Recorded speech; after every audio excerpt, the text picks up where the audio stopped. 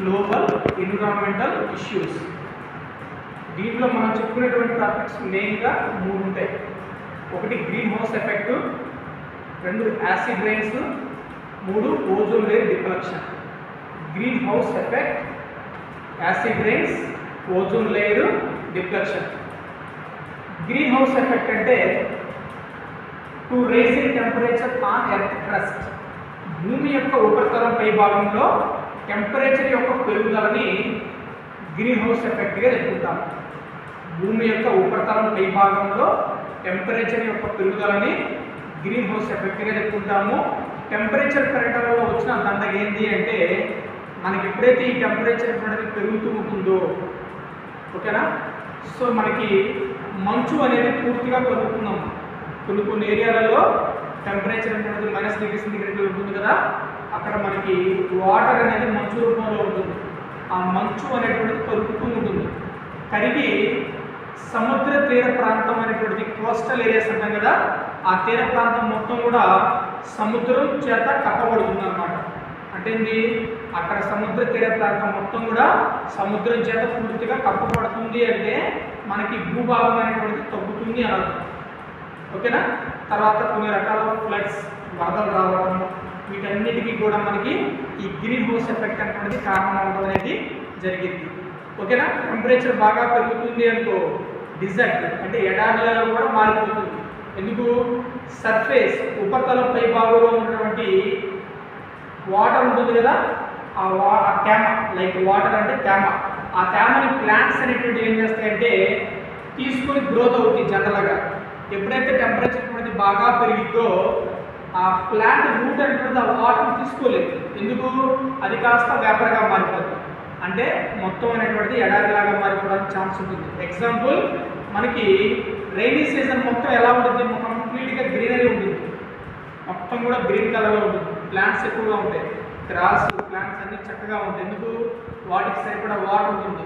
Summer season తీసుకోండి, చిన్న మొక్కలు కూడా మన కంటికి కనపడవు. ఎందుకు, వాటికి సరైనటువంటి వాటర్ దొరకదు. ఎందుకు దొరకదు అంటే అప్పుడు మనకి టెంపరేచర్ అనేది చాలా ఎక్కువగా ఉండడం వల్ల వాటర్ మొత్తం కూడా వేపర్గా కన్వర్ట్ అవ్వడం వల్ల మనకి అవి డిజర్ట్స్ అంటే ఎడారిలాగా కూడా మారే ఛాన్సెస్ అనేటువంటివి ఉంటాయి అన్నమాట. What are the green house gases? Green house gases అంటే ఏంటి అంటే గ్రీన్ హౌస్ ఎఫెక్ట్కి కారణమయ్యేటువంటి వాటిని గ్రీన్ హౌస్ గ్యాసెస్ అంటాము. గ్రీన్ హౌస్ ఎఫెక్ట్కి కారణమయ్యేటువంటి గ్యాసెస్ని గ్రీన్ హౌస్ గ్యాసెస్గా చెప్పుకుంటాము.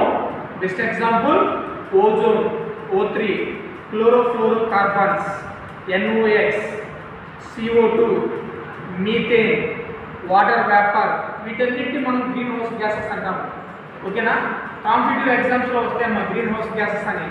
గ్రీన్ హౌస్ గ్యాసెస్ అనేటువంటి వాటి మీద కాంపిటేటివ్ ఎగ్జామ్లో మనకి కన్ఫామ్గా వచ్చేటువంటి బిట్ ఏదని చెప్పాలి. ఓకేనా. సో నెక్స్ట్ ఎఫెక్ట్స్ ఏ విధంగా ఉంటాయంటే మనం ఆలోచిస్తాము. కంట్రోల్ మెథడ్స్ ఉంటే గుర్తుపెట్టుకోండి. ఎఫారెస్టేషన్, ఈ మూడింటికి కామన్గా ఉండే వాటిలో ఎఫారెస్టేషన్, ఇండస్ట్రీస్ని తగ్గించడం. నంబర్ ఆఫ్ ఇండస్ట్రీస్ అనేటువంటి వాటిని మనం ఎవ్రీ ఇయర్ నంబర్ ఆఫ్ ఇండస్ట్రీస్కి పర్మిషన్ ఇస్తూ ఉన్నాం. ఇండస్ట్రీస్ని తగ్గించాలి, ఎఫారెస్టేషన్ చేయాలి. ఎఫారెస్టేషన్ ఏంటి అంటే చెట్లను నాటడం వల్ల ఎటువంటి పొల్యూటెంట్స్ అయినా సరే అట్మాస్ఫియర్లో లేకుండా చేయొచ్చు. ఓకేనా. చెట్లకు ఉండేటువంటి నేచర్ ఏంటి అంటే వాటికి రెసిస్టెన్స్ పవర్ ఎక్కువగా ఉండడం వల్ల ఎటువంటి పొల్యూటెంట్ అయినా సరే, ఓకేనా, అది తీసుకుని అట్మాస్ఫియర్లో లేకుండా చేస్తుంది. దాన్ని మనం సింక్ అంటాం, అట్మాస్ఫియర్లో కలిపేస్తుంది అన్నమాట. కాబట్టి ఎఫారెస్టేషన్ అంటే చెట్లని నాటడము. ఓకేనా. నెక్స్ట్ సెకండ్ వన్ ఏంటంటే యాసిడ్ రైన్స్ గురించి చూద్దాం. ఆమ్ల వర్షాలు అంటాం, యాసిడ్ రైన్స్. జనరల్గా మనకి ఇండస్ట్రీస్ నుంచి పొల్యూటెంట్స్ అనేటువంటివి ఎక్కువగా రిలీజ్ అవుతూ ఉంటాయి. కార్బన్ మోనాక్సైడ్ అని, కార్బన్ డైఆక్సైడ్ అని, NO2, NO3 అని, SO2 అని, ఇవన్నీ కూడా ఇండస్ట్రీస్ నుంచి రిలీజ్ అయ్యేటువంటి పొల్యూటెంట్స్ అంటే పొల్యూషన్కి కారణమయ్యేటువంటి సబ్స్టెన్స్ని పొల్యూటెంట్స్గా చెప్పుకుంటాము. పొల్యూషన్కి కారణమయ్యేటువంటి సబ్స్టెన్స్ని పొల్యూటెంట్స్గా చెప్పుకుంటాము. ఈ పొల్యూటెంట్స్ వల్ల ఏమవుతుంది అంటే ఎన్విరాన్మెంటల్ అనేటువంటిది పొల్యూషన్కి గురవుతుంది. ఈ ఎన్విరాన్మెంటల్ పొల్యూషన్లో one example is the acid rain. Example మనకి NO2, NO3 is the pollutant, SO2 is the pollutant. ఇటువంటి పొల్యూటెంట్స్ అనేటువంటివి ఎక్కువగా ఎక్కడ రిలీజ్ అవుతాయి అంటే ఇండస్ట్రియల్ ఏరియాస్లో సుమారుగా 200 నుంచి 300 కంపెనీలు అన్నీ కూడా చాలా దగ్గరగా ఉంటాయి. వాటిని మనం ఇండస్ట్రియల్ జోన్గా చెప్పుకుంటాము, లేదంటే ఇండస్ట్రియల్ ఏరియాస్ అంటే చెప్పుకుంటాము. హైదరాబాద్, పటాన్చెరు, వైజాగ్ ఇవి రెండు కూడా మనకి ఇండస్ట్రియల్ ఏరియాస్. ఓకేనా? అటువంటి ఏరియాస్లో ఇటువంటి పొల్యూటెంట్స్ అనేటువంటివి అట్మాస్ఫియర్లో రిలీజ్ అయినప్పుడు ఈ NO2, NO3 over are SO2 ఇది అట్మాస్ఫియర్లో రిలీజ్ అయినప్పుడు అట్మాస్ఫియర్లో ఏముంటుంది? తేమ అనేటువంటిది ఉంటుంది. తేమ అంటే H2O. వాటితో కెమికల్ రియాక్షన్ జరిపి NO2, NO3 అనేటువంటి నైట్రిక్ యాసిడ్ గాను అండ్ SO2 అనేటువంటి సల్ఫ్యూరిక్ యాసిడ్ గా ఫామ్ అవుతుంది. ఓకేనా? ఇవి ఆమ్ల వర్షాలలాగా మనకి భూమి మీదకి రీచ్ అవ్వడం జరిగింది. రీచ్ అవ్వడం అంటే భూమి మీద పడడం అనేది జరిగింది వివిధ రకాల కళల్లో. ఓకేనా?